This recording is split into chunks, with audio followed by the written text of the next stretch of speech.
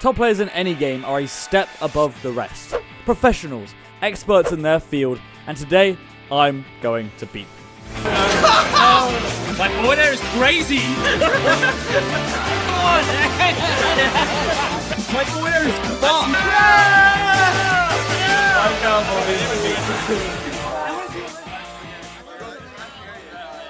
But how am I going to do that? For those of you who are new here, I'm not exactly incredible at Melee. I wish I could give you an American analogy like 2-2er, but I only play the Queen's beautiful round robin pools. So just know that the same tournament I filmed this at, Fate 3, I placed 131st.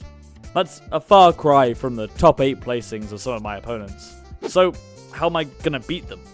Well, I could grind away for years so I could become one of the best in the field, or I could do a little bit of deception and trickery. But, you know, I'm a man of honor and pride. So while I very obviously could just rig the game like the classic Pichu cheater and claim free wins, but I'm not about that. I want to fight on at least somewhat equal terms to be able to claim victory over the best players in the world. I wanted to test them, to see if they could show what makes them a top player. And if they could show that to me, I'm sure they'd be able to beat me. But if not, I'd be coming for their head. And most of all, I wanted the both of us to have some fun. So here's what I'm going to do. I'm going to make a ROM so insane that neither of us would have a distinct advantage. Except I would know what's going to happen before they did. Ah, I see. Yeah, okay. And to do this, I used the SSBM randomizer, a site where you simply drop your very legally obtained Melee ISO into, and it will randomize every property of Melee you would want. The damage, the knockback, the character fall speeds, the character jump heights, friction, the effects, even the sounds are randomized. And on the ROM, these randomizations are set on its creation. So, after creating the ROM, I went to find as much of the broken stuff as I could to see just what I could use to beat these so-called top players. And you'll see what I found later on. But first, let me explain myself a little bit more, because the thing that's most important to me was that every character that I might play against had a solid option, that if my opponents could show off their adaptation skills, they would find what's broken and be able to use it to beat me. Would my knowledge of the broken option be enough to overcome the raw skill of these players? Well, honestly, with these conditions, I still think I would lose. So to make it a little bit spicier, I would like to make all of these challenges a best of one. No takebacks, all on the table. And so, I arrived at Fate 3, and set out on my mission to find and beat the top players. I won't lie, I was actually really nervous going up to people, and asking to film is like a tough thing for an anxious man who just makes videos alone in a room most of the time. So I decided to start with my comfort. I called Pipsqueak, ranked 20 on the 2022 SSBM rank, over to be my first opponent. Based on my research into the ROM, I didn't want to go with Falco, since he wasn't anywhere near as strong as some of the other characters. So I went with Pikachu, whose forward throw does this, and whose overall moves seemed a lot stronger. However, what I didn't calculate was just how much I suck at Pikachu. I barely got any grabs, let alone hits, along with another issue on the first stock. Pipsqueak figured out something pretty helpful. Oh, I see. I figured it out. I hadn't. I'm very I am yet to see. I figured one thing out. I had to do this because the only move I have that works is down there. This caused me to lose my first match. I needed a new approach. I wasn't going to be able to keep up with the movement of these top players with a character I don't play. But luckily, I had just the backup prepared, and the perfect opponent to test it on. I sat down to play Frenzy, the UK number 2 and global 47. Unfortunately for Frenzy, Falco is one of the worst characters on this randomizer. His jump height is tiny, meaning it's extremely strange to get out lasers, but not impossible. If he could make it work, it would be even faster lasers than in a normal game of Melee, which is pretty damn scary. He also has this jab and killer smash attacks with some slightly underwhelming aerials. And fortunately for me, I chose Marth. And well, I'll just let you see the footage. What is the delay? I'm in duped. I just want to put in here real quick that I did inform the players that something might be wrong when we play, along with playing on a laptop in a CRT-filled venue, so it came across more light-hearted. But I don't think many were quite prepared for the extent of it. Okay, I like that move.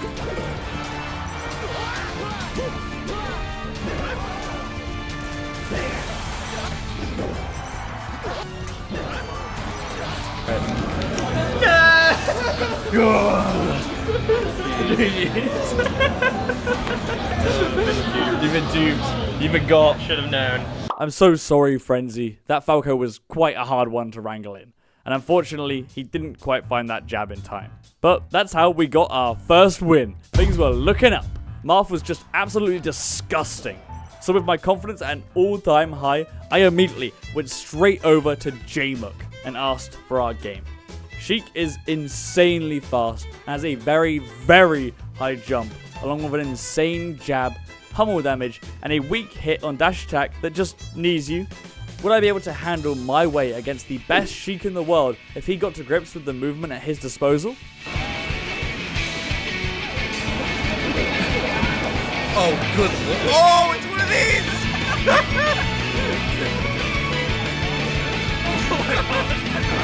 I've been practicing really hard. I really grind.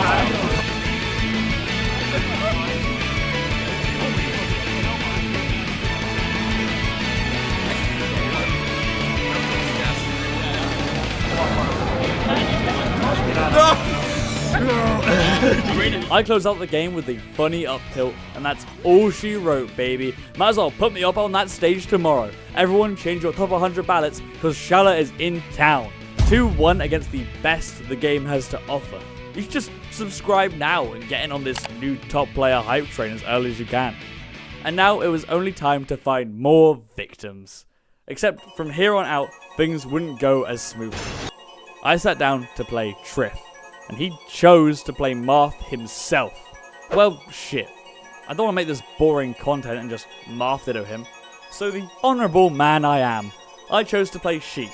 Cause yeah, a part of me played J-Mook, won, and thought, yeah, I could do better with Sheik than him. And honestly, it started out pretty well. But unfortunately for me, Trif found that Marth fair pretty quick. And from there...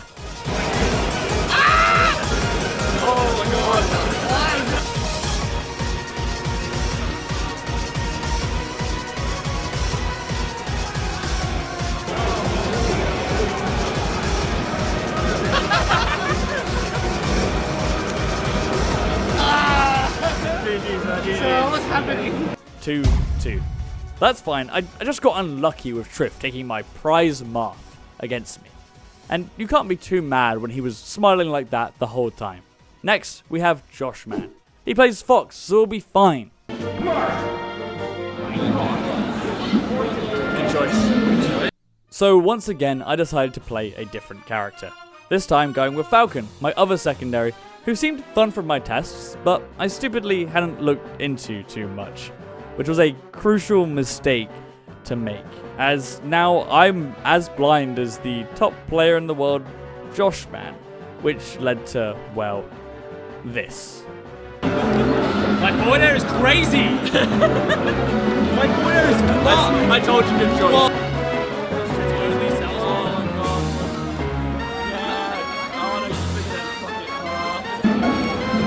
Why is it coming at 20%? What the fuck? What is scrambled?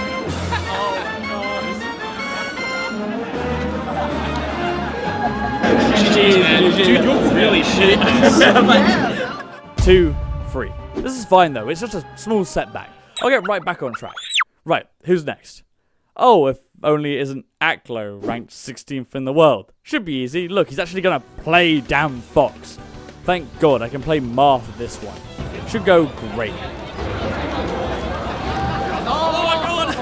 Oh yeah, it does that. But it's okay, we can hold it together.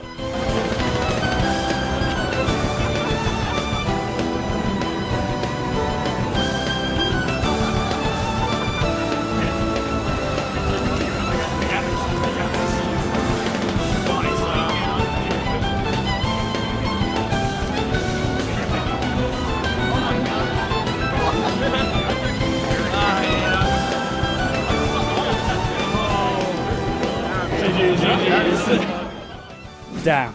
After a crazy close game with Aklo, the record is now 2-4. It just kind of foxed me. Out of everyone, it just felt like he absorbed the new characteristics the fastest and played like almost it was his normal self. It was crazy. But who cares about that? My great score was going down the drain. How am I going to get on the top 100 like this? All these losses are making my case worse and worse. I need to find a nice, easy, quick win.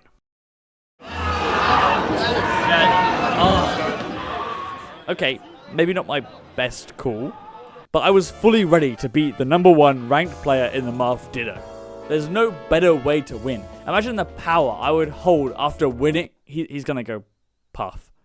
Of course he's going Puff, this shit poster. This will be interesting, because Puff is pretty bad, except, well, Hane does this. If he could find that, it would be tough. To my surprise though, Zane takes the first stock using Pound, which sends the complete opposite direction. It was kind of cool actually. But he still hadn't found Nair yet. It was doable. Oh, no.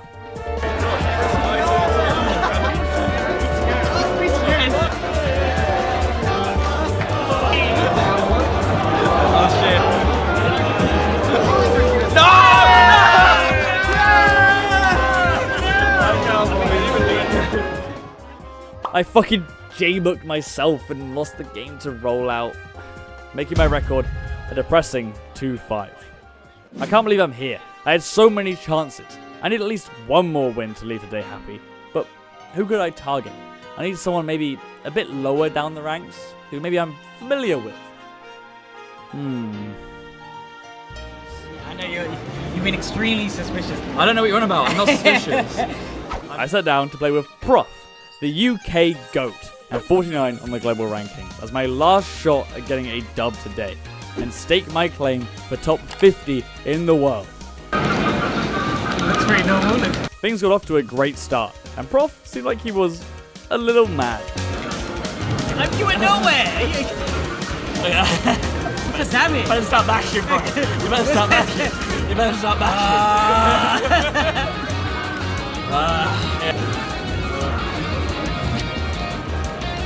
You go nowhere! Okay.